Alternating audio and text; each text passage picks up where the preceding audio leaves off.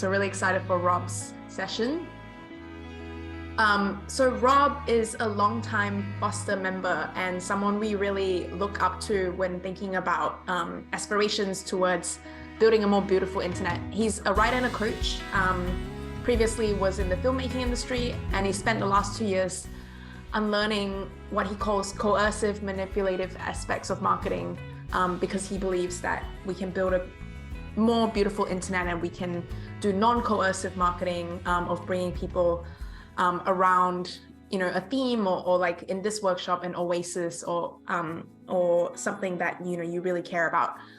And really excited to have Rob share this workshop with all of us because he runs his own thing called Ungated Creative. Am I saying that right? Yeah. And he'll be able to share a bit about that with you. And also, of course, Rob is a coach to many of you here on this call. So really cool to have him do a workshop in a plenary fashion. Ungated media, that's what I meant. And so Rob has done a lot of work around helping creatives come alive with their work. Many of you have probably witnessed that in your one-to-one coaching, and stands heavily for the mission of building joyful online businesses. And we have the privilege of him spearheading the digital magazine for Foster, which launched a couple of days ago. So in this workshop, Rob's going to be sharing how we build our own oasis around topics that are important to us and how we let other people who are like-minded find us. Over to you, Rob. Thank you, Karen. That was a dope introduction. So I am going to just like jump straight into my screen share here and get into my stuff because I am mildly concerned about time as somebody who tends to ramble on a lot and just generally has a lot to say. So I tend to do things a little bit differently than people who, build out like slide decks and whatnot. Part of this is just like how I think is like in these organized mind maps. First of all, can everybody see my screen? Like pretty colored mind map thing going on here? Word. So the first thing before we get into this is I'm going to do my fancy zoom in. And before I sort of like introduce myself and tell the Oasis story as it relates to me, just like a couple of things that I want us to keep in mind for this workshop. One is it's going to be interactive. There will be writing, brainstorming, specifically free writing.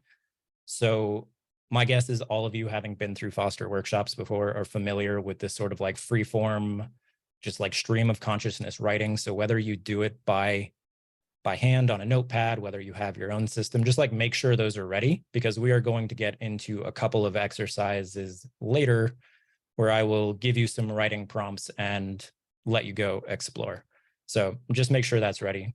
And then the other cool thing about this whole mind map format is I can just like create a PDF of this entire thing expanded, which I don't know, we'll put it in the chat somewhere. That makes it really, really, really easy to come back and revisit all of the material here without having to like dig through slides or dig through a recording or any of that. It's just like the perfect 10,000 foot view of this workshop.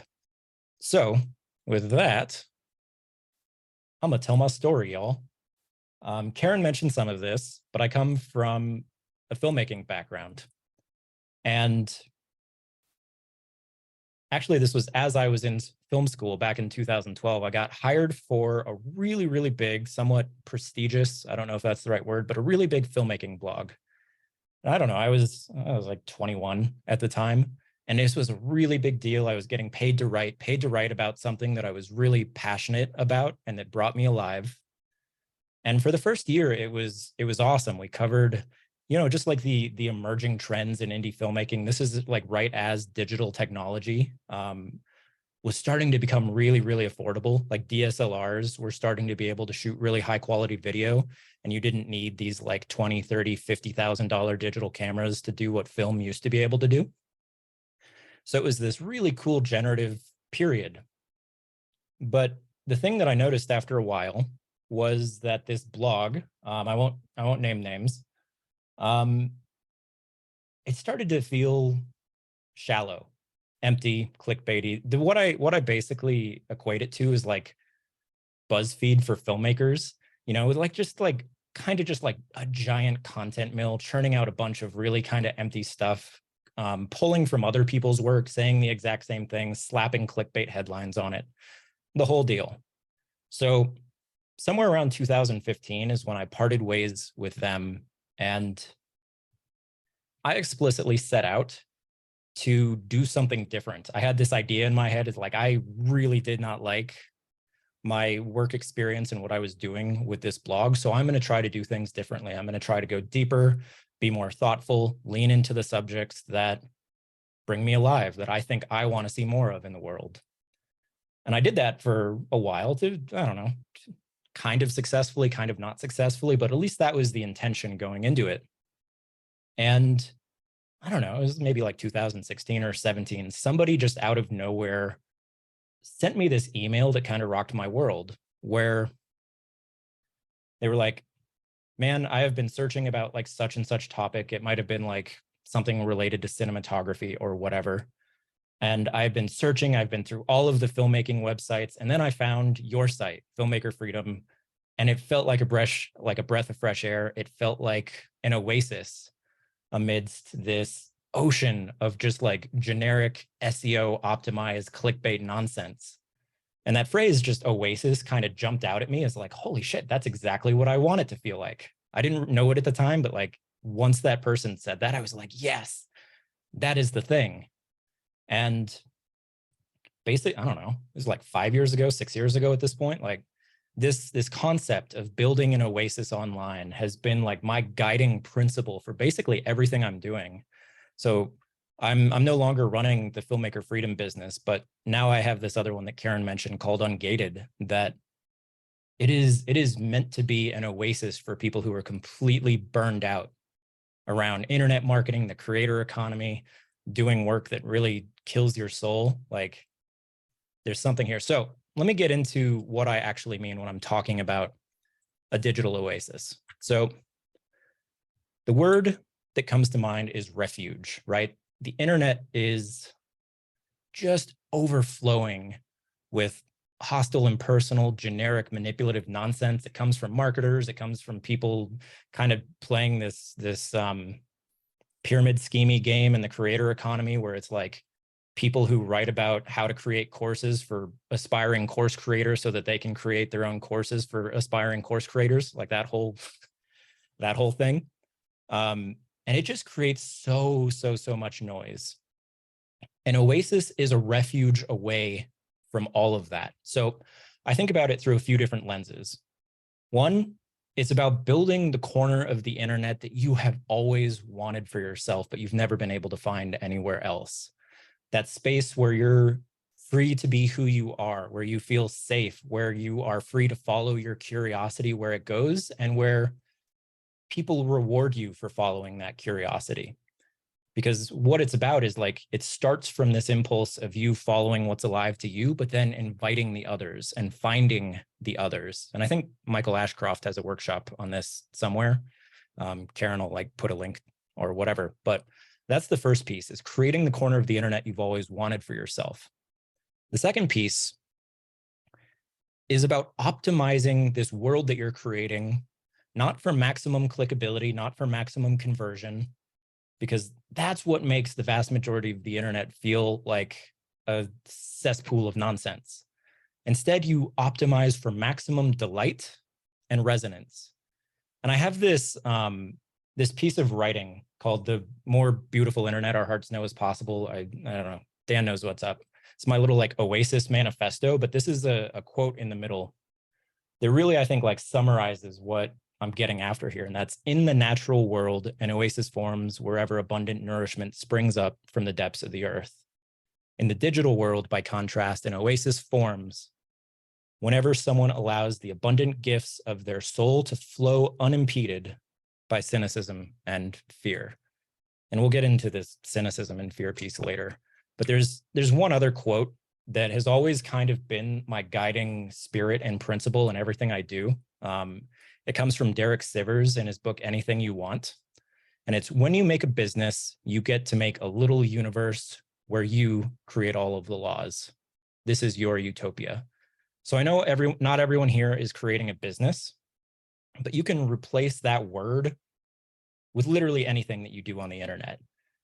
Your blog, a newsletter you write, like a book project or a serialized book or whatever you're writing, if you have a YouTube channel or a podcast, or even your social media presence. Like I think about my Twitter at this point as an oasis. Like I am trying to create the Twitter experience that I've always wanted for myself because I just couldn't find it anywhere else, basically.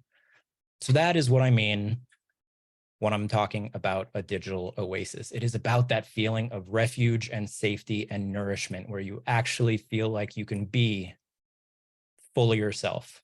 So if any of y'all read our like giant magazine thing that we just dropped like a week ago, or I don't even know, I can't keep track of time, but I think there's one really big reason that this matters right now more than ever. So the internet is already kind of flooded with generic nonsense. This has always been the case. It's been that way for years, and it's always been a real opportunity to stand out, to matter more, to be more resonant to people. But the era we're entering into right now with generative AI that's about to just fill the internet with I don't even know. Like, I don't even know the scale of what the internet is going to look like in the next few years as generative AI starts following the best practices of today, things like niching down, like adding value to an audience. Those are already kind of dubious strategies for creating opportunity online.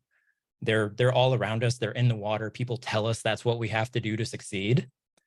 But in the years to come, increasingly, that's just going to be a fast track to turning yourself into a generic, easily replaceable commodity.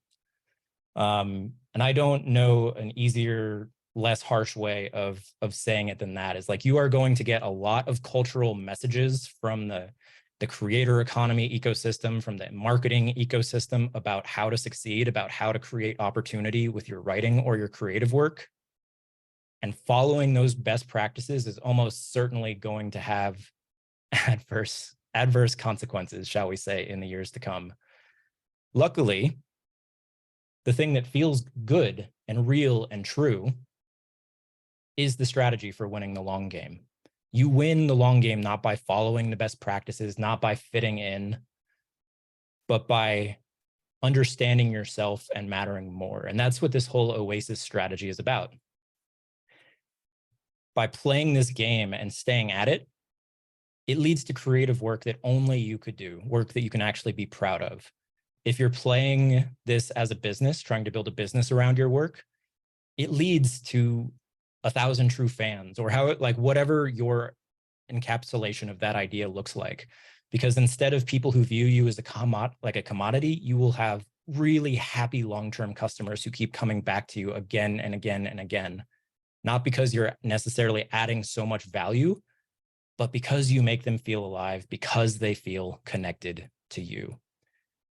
Taking this approach leads to so many genuine friends and connections and internet homies. Like, I think this is why I am like the relationship that I have with Foster now is largely because I just like publish what I believe and build my own oasis.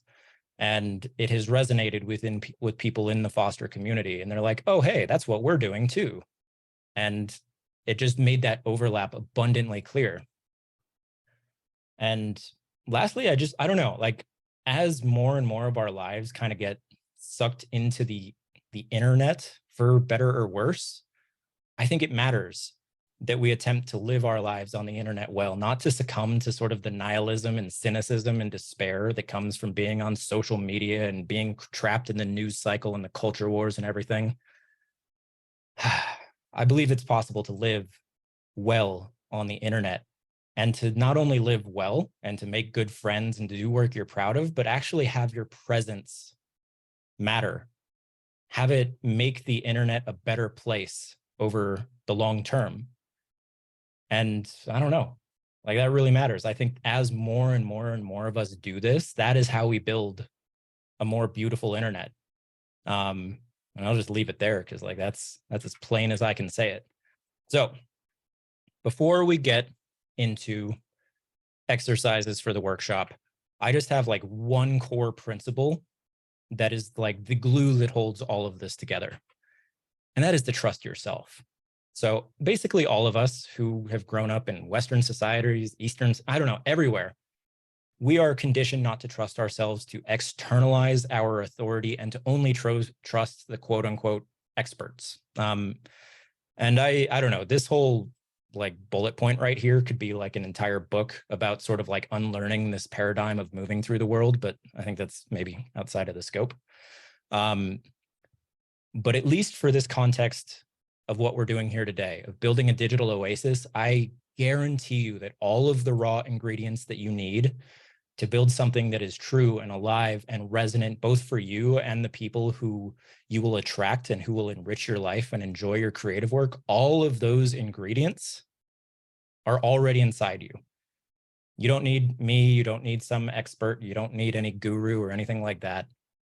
It all starts from understanding the two big principles or the two big areas that we're going to be going into today. And that is delight and subversion. So if something genuinely delights you, it lights you up, it brings you a little bit of joy, it is worth weaving into your work and building that into the very fabric of the world that you are building.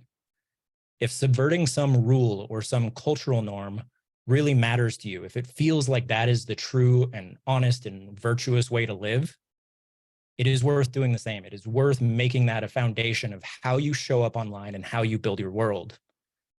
And that's what Oasis building is. It's trusting those instincts of what is true and good, and then following them and keeping on following them and building, and then finding the others who believe the same thing. And that is how you end up with an oasis.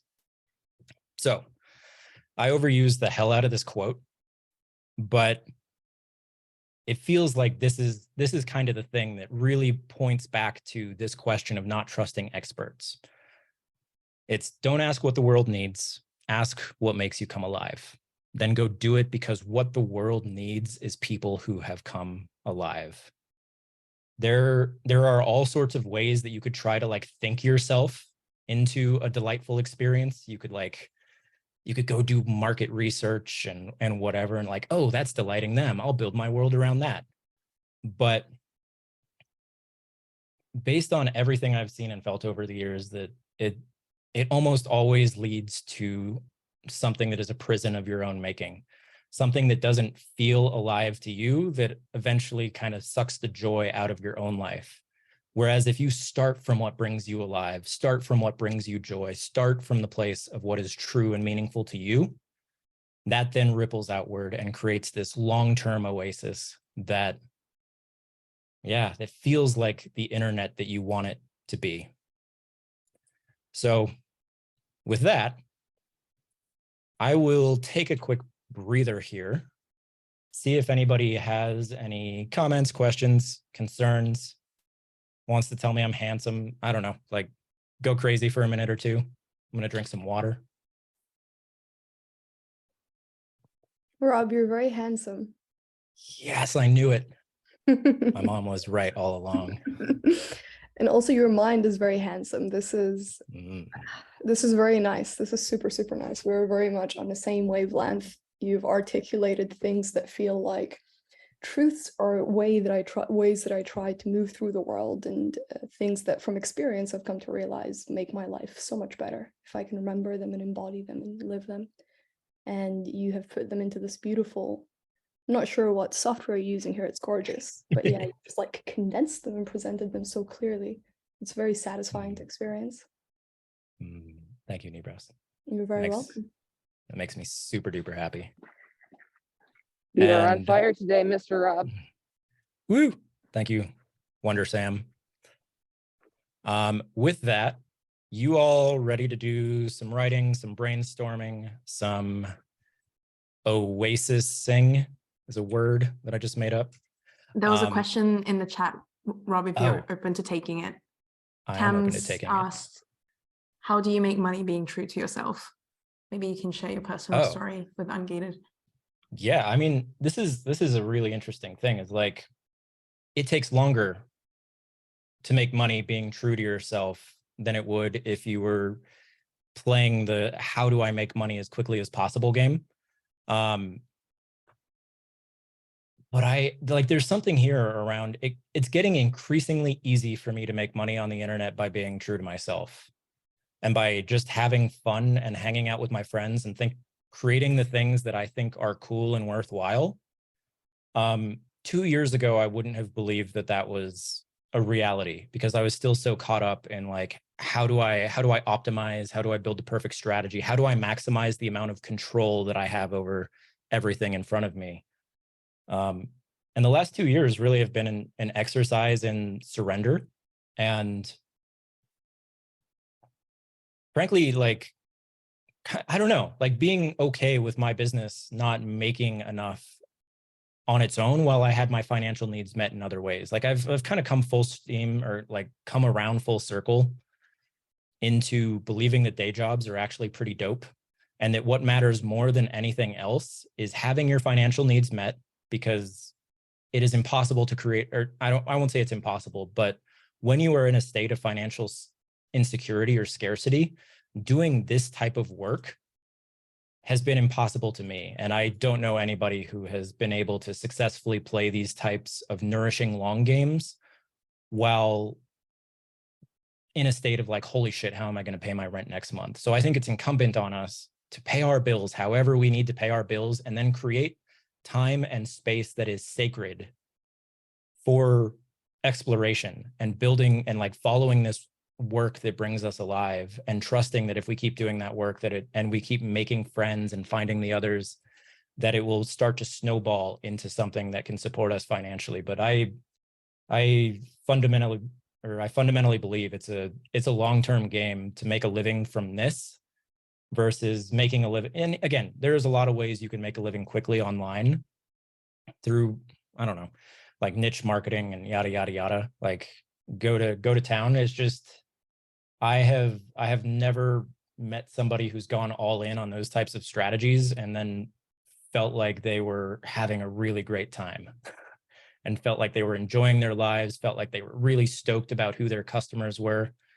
And that's what this whole strategy is optimized around, is waking up in the morning and feeling like you get to create things that bring you alive, go hang out with your homies on the internet, and basically like live well digitally is what it comes back to. So I hope that answers the question. It's not a very convenient answer, but it's the thing that I've found to be true, is just take care of your financial needs and create space to play the alive long games, and trust fully that they will start to pay off in time. So with that, our first ingredient is delight. So the core idea here is that literally everything you create, every word you write, literally every aspect of your web presence, your website, the title, your domain, like the GIFs you use, like literally everything you do is a chance to sprinkle in something that would be delightful to you were you to come across it yourself.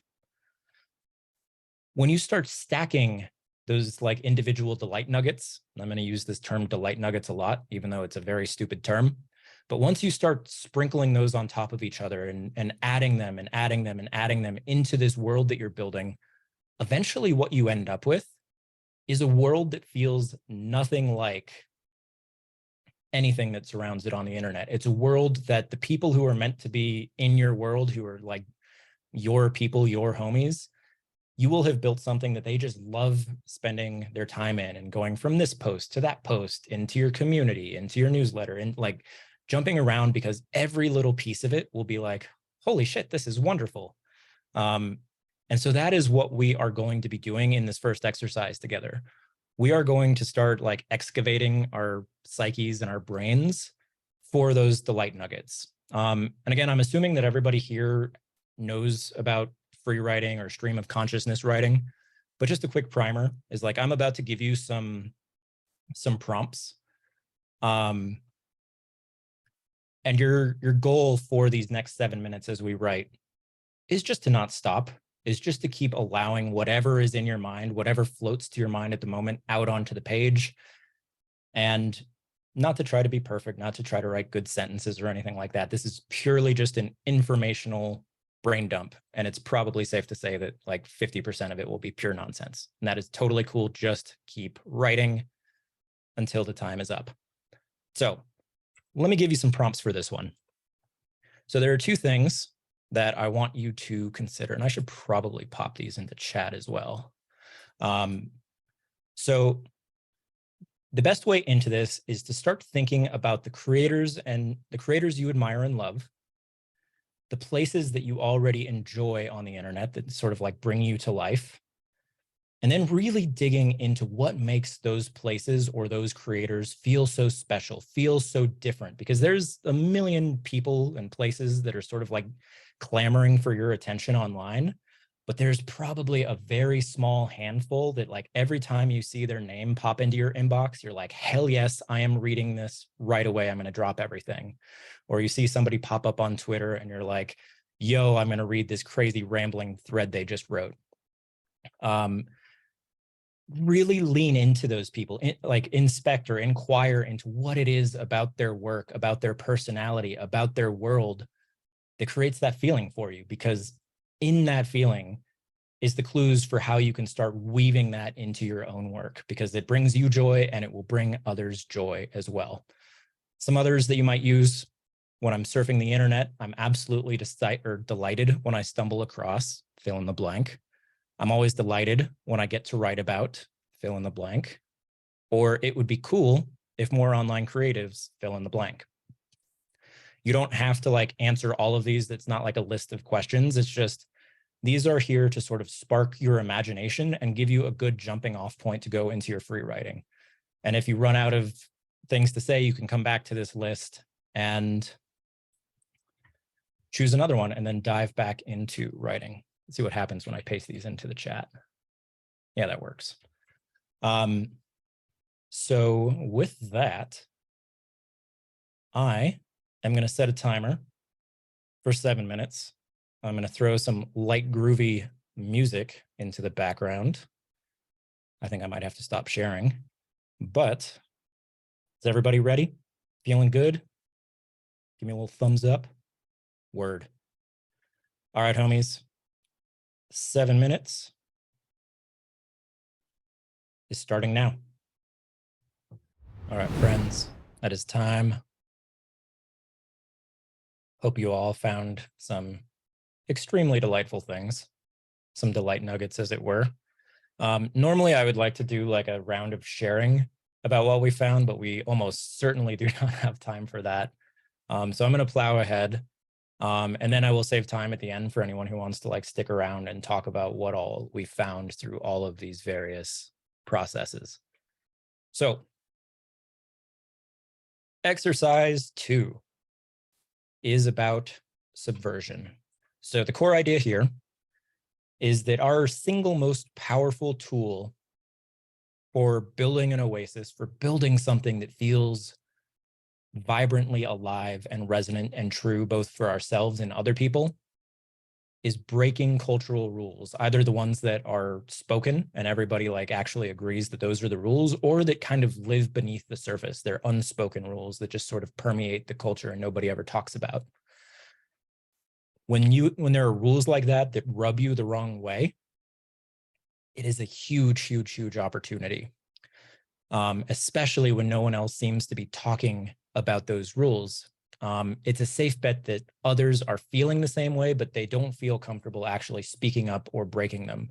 So it's almost like it builds up this reservoir of potential resonance, or this reservoir of potential energy that you can tap into by being the person who is brave enough and courageous enough to go first, to put your stake in the ground and be like, nah, dog, that cultural rule is stupid and I will not abide by it anymore.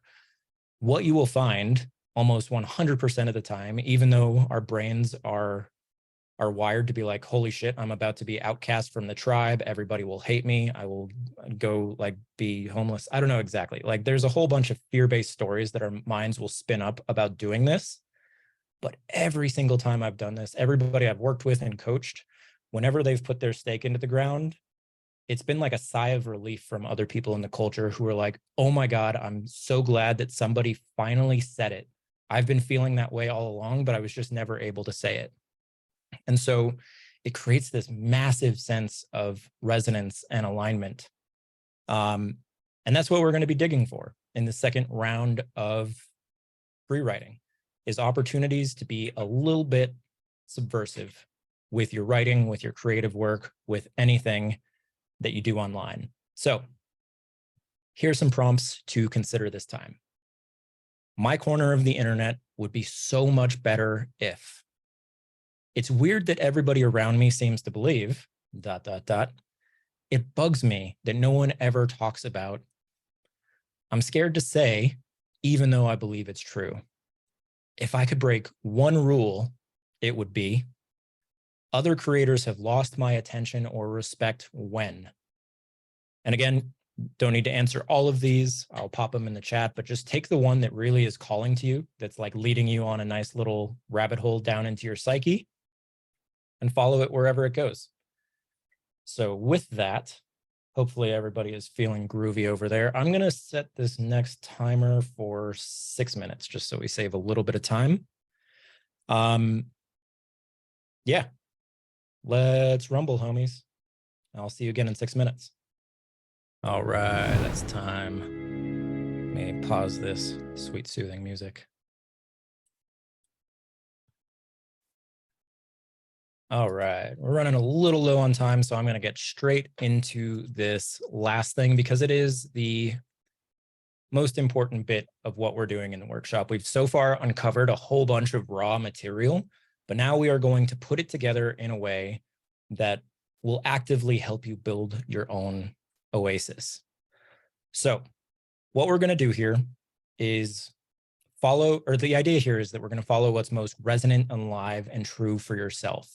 And I'm going to say this word somatic that some of us don't like, but there's a lot of wisdom in your body as you're reading over the things that you have written over these past 2 sessions. If something jumps out and feels really resonant, you feel something swell up in your chest, you feel your throat tighten, because that's your body signaling to you like, bro, you should not speak the truth about that, but you really should.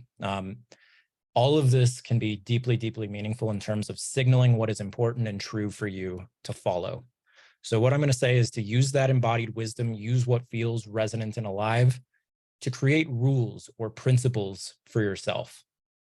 And that's what we're going to do in this exercise, because having these things written out is like, I will do X, or I will not do X, or I will not do Y, makes it so much easier to actually follow. And it's like when you're building a business or when you're trying to be a creative on the internet, there are a million decisions for you coming at you every which way. But when you've declared what you stand for, what you believe, what you're building, it's really, and you have simple rules for how you want to act in the world, it dramatically simplifies the process of making all of these decisions and makes it clear which ones are in alignment with your Oasis and which ones are not. So here's the instructions for this next exercise. I want you to read through everything that you wrote in the past 2 exercises, going into delight, going into subversion. Highlight anything that jumps out at you. And again, feel into your body, feel into what's actually resonant, and just make note of it. And then transform those insights, those few things that are either delightful or subversive or both, into a handful of principles that if you actually followed them would make you insanely proud of your work. And I'm going to give you a few examples of how I do this on Ungated, or like the rules or the underlying architecture of what I'm doing. Oh my God, that's a lot of them. And you'll notice that I have these kind of framed in both a positive aspect and a negative, like what I do want and what I don't want. And I find that helpful. You don't have to do that, but in the Ungated Oasis, I promise that I will treat my readers and website visitors and whoever else not as rows in a spreadsheet or abstractions, but as human beings and as cherished guests. I will tackle serious topics while not taking myself too seriously.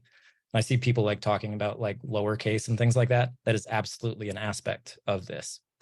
I will not take myself too seriously. There will be ample silliness and gifs and lowercase shit posting.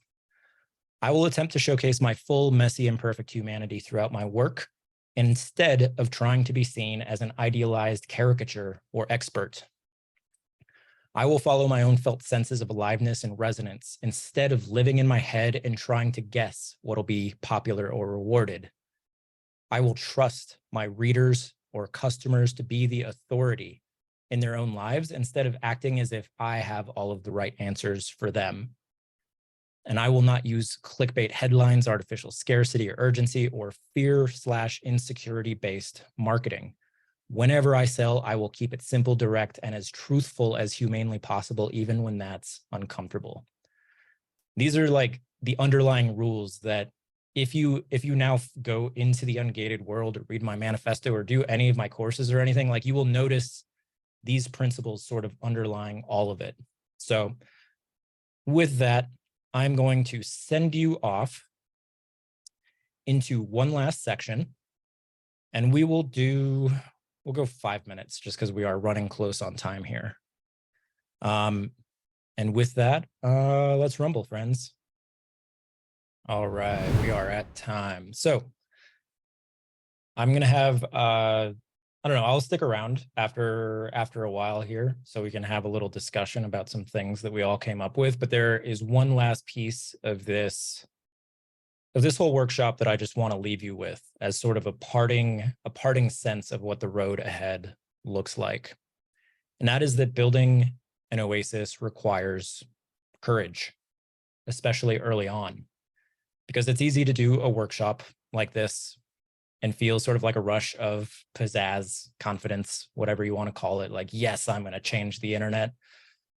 But as you start following any of the rules that you just set out, you are going to feel pressure, both from the external world, because it won't conform to what everybody else is doing, and that's inherently uncomfortable.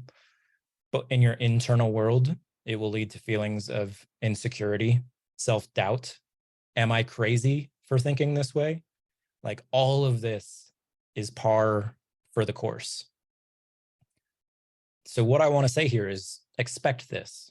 Expect that in the early days in particular, it is going to feel really, really hard. You're going to have to battle the incentives around you, the cultures around you, and you're going to have to be kind of hard-headed, for lack of a better way of putting it. So steel yourself. Really double down in your conviction. But what I want to say is that the more difficult it is, and the more difficult it feels, the more rewarding it will be on the back end when you hold to your convictions. And it will make the world that you're building all that much more impressive and alive and resonant with the people that it's meant for. And again, it might take a month, 6 months, a year. I have no idea. This is not a prescriptive thing. But as you keep doing this work, as you keep following the rules that you laid out today, people will start to enter your world and resonate deeply and be like, holy shit, I love this. Thank you for building this world. It's exactly what I've always wanted the internet to feel like and be. And once you start getting people coming into your world like that, it makes it all feel so worth it. It starts creating this self-reinforcing feedback loop where your convictions grow stronger, your momentum grows stronger, your word of mouth grows stronger. And all of this work that was so hard and daunting at the beginning becomes easier and easier and easier. I'm at this point now where it is kind of, I won't say it's effortless for me, but I can just go be cheerfully subversive and joyful and like throw rocks at the marketing industry and the creator economy and whatever, because I've been doing it for a while and because I've built up that muscle. But it has taken the better part of 2 years for me to get where I am. So I just want to leave you with that idea that it will be kind of hard, but it is so worth it when you follow your convictions as it relates to this stuff. And I am so, so, so excited to see what Oases is a really weird plural of what that word is, but I'm excited to see what you all build. Please send them to me. Please send me, like, if you know of other people who are building Oases on the internet. I have a website that kind of pulls them all together and showcases them. It's at oasis.builders. Uh-oh, didn't type that into the chat. But yeah, I think that's all I got. That's my spiel, my shtick. If folks have time, I think it would be extremely rad if we just took a couple of minutes to do a group share and to share some of the rules and intentions and principles that we came up for ourselves that we want to follow, that really resonate with us. And the added little thing that I think would be cool to play with here is to really celebrate everybody who chooses to share what their rules are, what they want the foundation of their Oasis to be. Because again, it is a really courageous step to put that stake in the ground, draw that line in the sand, and to start operating in a totally new way on the internet. And we need all of the community reinforcement, all of the homies sort of cheering us on that we can get. So with that, maybe it would be cool to, oh my God, I've missed so many messages. Maybe it'd be cool if we just if you want to come up and share what came up for you, raise your hand and we'll just kind of go in order and hold some space. And I see Cam's raising his hand. You can also raise your hand through Zoom, but I'm gonna pick on Cam's first. Yeah, I'd just like to say thank you, Rob. This has been just what I needed. The whole concept of building an Oasis is something that really resonated with me as soon as I started sort of seeing your content coming up on my radar. Your manifesto blew my mind, and it kind of felt like it was giving me permission to do what it is I'm doing. And I liked how you talked about having your guiding principles. You know, that's such an important part of what I'm doing. And for those that don't know, what I'm doing is I'm building an Oasis where I do morning pages every day, handwritten, and post them in my newsletter. And I make YouTube videos talking about my journey into finding serenity and peace as a recovering alcoholic. And I've been recovering for quite a long time now. I'm 17 years sober, but it's still an ongoing thing. I've been doing it for 2 years now, so I think my sort of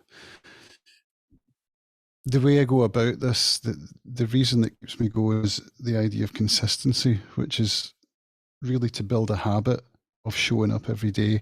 And this really hit home when I read The Artist's Way, where the concept of morning pages is described as a way of unblocking yourself, as a way of getting in touch with source, or whatever it is you want to call it. And so there are lots of days when I don't feel like doing it. Days, as you mentioned, Rob, where there's doubt, and I'm starting to think, what the fuck am I doing? Who's going, who cares? But the point is that by taking these steps myself, and even though it hasn't made me a bean so far financially, it's helping me to stay well and to get better each day, bit by bit. And of course, there are days when I'm not feeling it. And that's where the idea of a habit comes into play, because I've got my book right here. I've got my pens right here. I keep my camera set up here. So there's really no friction to doing the habit, even when I don't feel like it. And some days I'll write down, I really don't feel like writing today. Let's just see what comes out. And pretty much always by the time I get to the end of the 2 pages, I feel a lot better. So my idea is that people will see that and hopefully see what I'm doing as an example of something that they might like to try themselves. So that's what's keeping me going. And when I hear workshops like this that really inspire me to keep going, so I will keep going. Of course I will, because it helps me to stay well. And I've always said, when I started doing my YouTube, I always said that if I could help just one person not pick up today, then none of the rest of it matters. None of the money, the accolades, the likes, whatever. If I can help one person, and that has happened a couple of times where people have reached out and said, thank you, you've really helped me today. So, and sometimes I forget that, sometimes I do start to look at the analytics and find myself starting to worry about it and second guess and all of that stuff. So it's nice that I can remember that, you know, helping one person is really what it's all about. And if that one person is me, then that's okay too. Thanks for letting me share. Thank you, Cams. There's so much good stuff there. And I've loved your morning pages when you share them. It's like the thought of sharing my own free writing, like just wild manic free writing, scares the shit out of me. And I can't imagine it. So cheers to you, man. And I think there's also something else important that you just touched on, which is this work has a healing quality in and of itself. By building my Oasis, I am becoming the man that I want to be in the world. And I'm attracting the kind of people who are supporting me in becoming that person. So it's this kind of aspirational container that has helped me grow and break free of a lot of the silly old bullshit that was rattling around in my head. And there's something really, really profound there that I don't know how to articulate, but I think this work matters far, far more than just like putting out content, building an audience or a business or anything else like that. I actually think it can heal us in ways that we're not even really able to see yet. And when you combine that with, you know, this giant interconnected, like, I don't know, like we're all networked together. Like I'm fascinated by the idea of what happens when people start healing and those ripples spread through our networks. It's a really, really powerful thing. And you just reminded me of it. So hell yeah, Cams. Cheers to you, brother.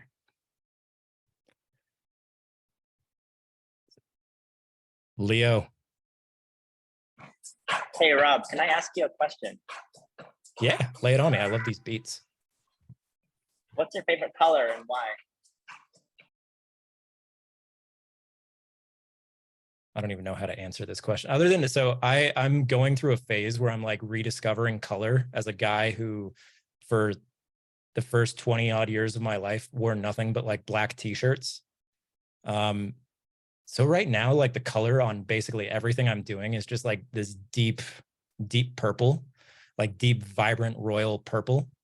And it's kind of like the brand color for Ungated and a lot of the other stuff I'm doing. But yeah, for whatever reason, it kind of calls to me. I don't have a better reason than that.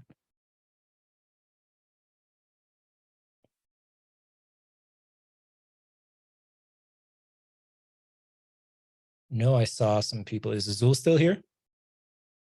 I see you hiding down there. Do you want to talk about the rules that you shared, or should I read them out loud? What are you thinking, man? Oh, you can read them. Are you sure? Your voice is so good, man. All right. You go ahead, and then I'll just add one or two things.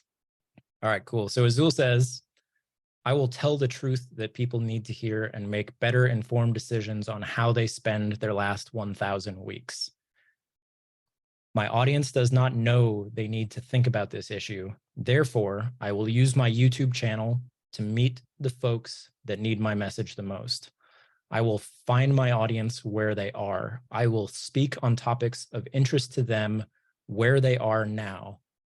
And once we have a relationship, I will hold them by the hand and walk them to my campfire. Oh, I love that. I will build a community of other like-minded people, and we will take this journey together. Yeah. Hell yeah, so dude. my challenge is my audience doesn't know. I think they need to hear the message that I have. So I need to find them where they are and get them interested in what I have to say, and then use that as kind of the bait to get them on board to hear the message, which I don't think this group has heard. For somebody that's 60 years old, they only have 1,000 weeks left, if they're lucky, of healthy active time. And so how do they use that time? And for a lot of people, keep working if that's what you want to do, but be sure that you're thoughtful and deliberate about that. So, but like when I put that message out on YouTube, nobody knows, oh, he's talking to me, right? And nobody's searching for that answer. So anyways, this was helpful for me. I really liked, actually, Rob, your thing about the rules. And somehow these two are related. I'm not sure how it is, but like, I don't follow rules. I believe rules are guidelines. And rules work best when they're loosely enforced as opposed to strictly enforced. And I know it when I see it, when somebody's breaking a rule, but you know, if speed limit's 65 and you want to drive 85, God bless, I could care less. If I was a cop, I'd let you go all day long. You're driving 120, I'm going to pull you over, right? And it's somewhere that you're driving unsafely. So, and somehow these guiding principles and my feeling of not wanting to follow rules verbatim are related. I had a magnificent kind of internal struggle as to whether I wanted to use the word rules, because I just like subverting rules for the sake of subverting rules. That's kind of my whole thing.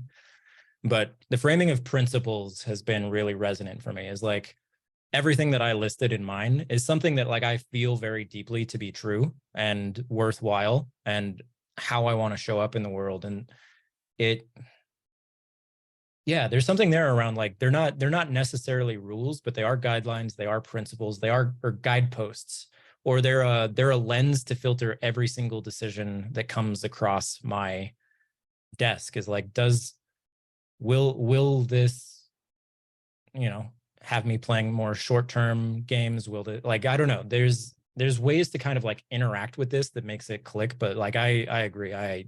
Thinking through the lens of rules generally doesn't do it for me, but I threw it in there because I was rushing to get this done. I suspect, given that you're building a community called, I believe it's ungated, but is it community, ungated community? The Ungated Collective, yeah. The Ungated Collective. I mean, that kind of has a rebel sound to it. So I suspected I was in safe company with you on my viewpoint. Yeah, man.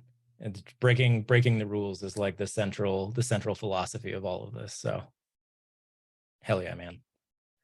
Anybody else have a share? Anything they wanna add, talk about? I'll shoot. This just got provoked or prompted by Azul, but I chose one of my 3 guiding principles for how I want to live this year to be peace. And historically, I've always seen myself as a rule breaker or a people pleaser. And it's like me jumping from like pleasing to breaking rules and pleasing or breaking rules. And now I want to live with internal peace. So I'm having a lot of friction, like believing I can actually live with peace. Apart from like surrounding myself with a lot of peaceful individuals out in my environment out here in Hawaii. But it's definitely like, I'm like, don't know if I can actually do it, but I'm going to try because I think with peace comes more presence, and with more presence, I can have more love and joy in my life. So I'm hoping like finding peace can be a vehicle to like lead me to all these other things I want to have. It's more of an open question, but that's something I'm trying to strive for. Oh, I love that. Thank you, Jen. Yeah. I'm in a similar boat of I'm leaving my people pleasing era because I don't know. I had been in the just like the habit of saying yes to literally everything for the past 2 or 3 years, and that served me well. Like it was a good phase of life, I think, for a bit. But yeah, I basically drew a line in the sand at the end of the year. Is like I'm too overwhelmed. I'm too overburdened with things that are not the work that I want to be doing. And learning to say no has both created peace and new stressors and doubts. And it's been like a really weird tension to navigate. And I don't know how to navigate it other than. Well, but Jen and Jess, the only rule we have to follow verbatim is he or she the surfer closest to the peak has the right of way. That's the only rule we have to follow verbatim. The rest are optional. It depends what surf break you're at, but yes. What's up, Sydney? Hi. I have a more like logistical question. Do you like externalize your like your promises, or is that really just for like your own sake? I think you can do it either way. Increasingly though, I think it's really powerful to externalize them, put them on an about page, make them a post. Because it's the kind of thing that like it literally is a beacon or like a lighthouse or whatever that finds the others, who somebody stumbles across this and they're like, oh yes, this person says this and this and this, all of that resonates with me. And the other piece of that is like, I actually think it's easier to adhere to the principles when they're out in public in some way. It creates that little bit of like external social pressure. And for me, like, so I view my world as like an aspirational container. Like I talk about like non-coercive marketing and breaking the pattern. All these things that I'm kind of up to are deeply aspirational, but by talking about them and putting those principles out into the world and finding the others, it creates this sort of like communal journey to do it all together. That, yeah, it makes it all feel easier, I think. So yeah, I don't know that there's a right answer, but it's been helpful for me to share it. Cool. Yeah, no, that's what I was thinking, that it would be helpful for me too to share. So I just wanted to hear how you did it. Thank you. Heck yeah. Thank you, Sydney. Amanda, what's cracking? Hi, Rob. Thanks so much for this presentation. It's made me think a lot about actually one of my biggest hesitations to write publicly. So just as a like disclaimer, I joined this community because I wanted accountability in writing, because I love writing, but I keep it all to myself and I don't want to put it out there yet. And I've been encouraged to do that in little pockets. And so I'm starting to. But this really helped me identify one of my biggest hesitations, which is I have a dear close friend from my years in Chicago who is a public writer. She puts her life out on Instagram. And as she's kind of gained in popularity, I noticed that the dear close friendship that we had, which was over coffee and in real life and on runs and hanging out with her son, her foster kids, me helping out with them, suddenly became like me getting updates about their lives over Instagram. Really, really intense details that she was sharing with her like 20,000 followers that she hadn't shared with me as like a close friend. Meanwhile, I had shared, at that level of deep close friend. And it made me feel, when I was reading some of your commitments of like I commit to not using clickbait and I commit to not using scarcity and things like that. I was like, how do you word my desire to make a commitment to not like overshare in a public way with strangers in a way that I wouldn't share with someone that I am calling a close friend? And I know this is kind of a niche example, which is why I saved it till the very end when other people have dropped off. But it is one of those blockers for me because I prefer in-person relationships. I think I'm like maybe hesitant to keeping that sacred. So how do you balance the fact that you're creating this incredible community online, but you're still a living, breathing human that might need that somatic time with others as well? And how do you make those people that you've chosen for that inner circle feel like they are wanted in that circle? Oh my goodness. Those are big questions. And I don't know that I have good answers, because like this is all the territory I'm trying to figure out myself right now in real time. I guess that I'm going to pull apart a couple different pieces of this.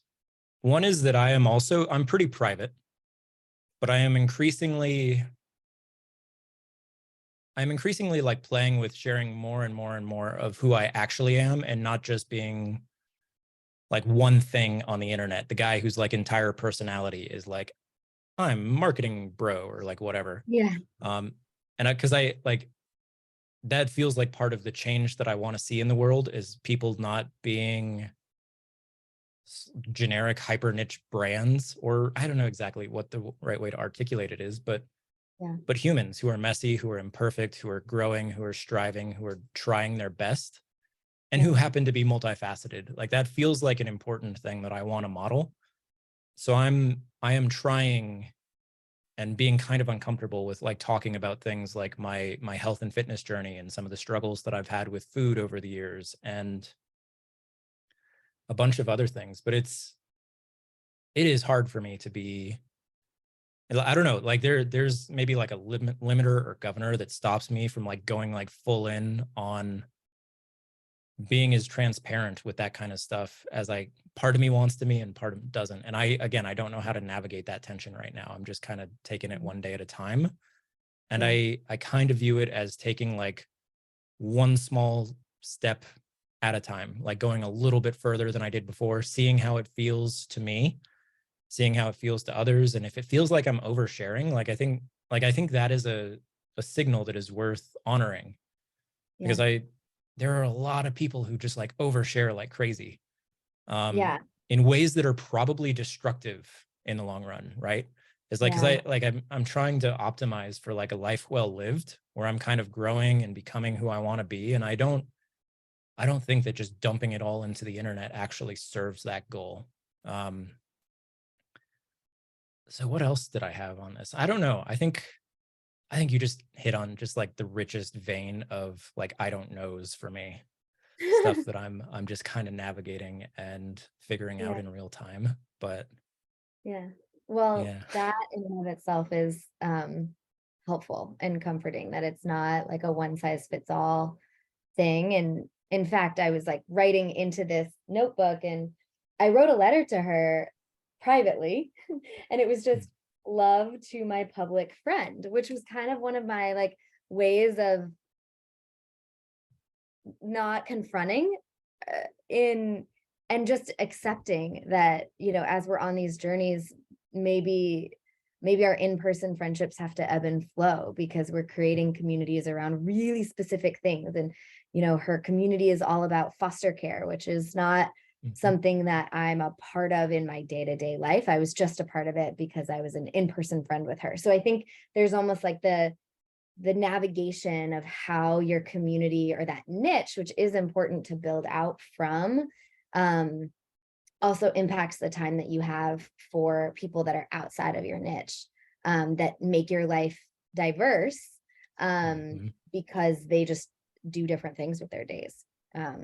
So anyway, thank you so much for sharing. And I'm loving the chats in here. Brene Brown is such a wise woman.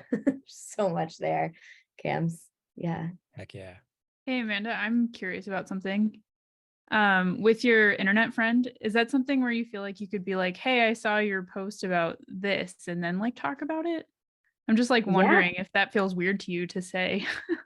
No, it doesn't. I mean, I've done that for probably a year and a half, ever since probably 3 years since I left Chicago.